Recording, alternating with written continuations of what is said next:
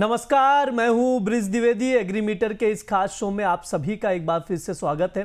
आज के एग्रीमीटर में हम गेहूं से जुड़ी खबरों का विश्लेषण करेंगे, साथ ही उसके मौजूदा फंडामेंटल और प्राइस आउटलुक पर भी बातचीत करेंगे। और गेहूं पर विस्तार से बातचीत करने के लिए हमारे साथ जुड़ रहे केडिया एडवाइजरी के डायरेक्टर अजय केडिया जी। अजय सर, स्वागत है आपका द बोनस में। बहुत बहुत धन्यवाद ब्रिज बुलाने के लिए। सर, आज हम लोग गेहूं पर विस्तार से चर्चा करेंगे आपके साथ। इस साल अगर देखें तो गेहूं का भाव लंबे समय से दबाव में है। क्या लग रहा है सर, क्या कम भाव को देखते हुए किसान गेहूं की खेती की जगह दूसरी फसलों का चुनाव कर सकते हैं? क्या गेहूं का रकबा घटेगा?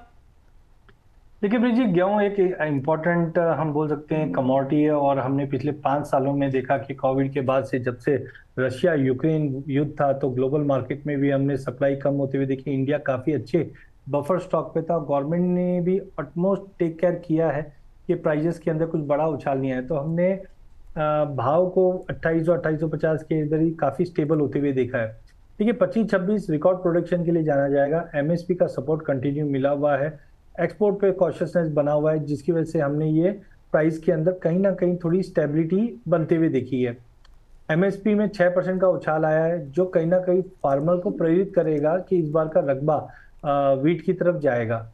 उसमें सबसे इंपॉर्टेंट ये भी है कि जो अभी एक्सटेंडेड मानसून बोलो या सॉइल मॉइस्चर लेवल है बहुत स्ट्रांग है, तो ऐसे समय में फार्मर भी मेक श्योर करता है कि जो रजिस्ट क्रॉप है उसी पे जाए, जिसमें गेहूं आता है, मस्टर्ड आता है, ऑयल सीड आता है। तो हमने रिसेंटली देखा भी कि ऑयल सीड के जो एरिया है वो इम्प्रूव हुए हैं, साथ में पल्सर्स के इम्प्रूव हुए हैं। तो आई थिंक एरिया में कोई ऐसा मेजर कम नहीं आ रहा है, बिकॉज एमएसपी का सपोर्ट भी है।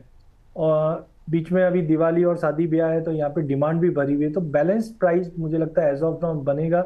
एरिया इंप्रूव होता हुआ दिखाई देगा। फेवरेबल वेदर कंडीशन इस बार रहने की उम्मीद है। सर, आगे बातचीत बढ़ाते हैं। त्योहारी सीजन बीतने के बाद बाजार में गेहूं की मांग कैसी नजर आ रही है?